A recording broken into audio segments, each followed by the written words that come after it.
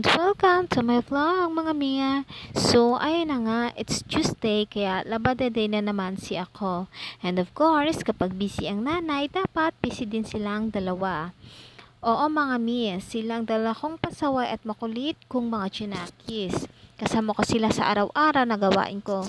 This time, si Kuya naman yung naglalagay ng tubig habang ako naman at si Bunso ay nagkukusot ng labahan. Oo nga pala mga mi, katatapos ko lang magwashing yan that time, kaya diretso agad sa banlaw and after that, sampay na agad para mas mabilis matapos.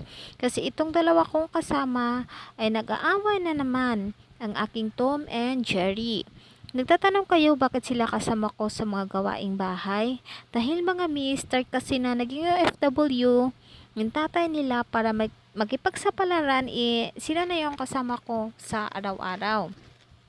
Hindi kawawa ang batang tinuturuan sa mga gawaing bahay mga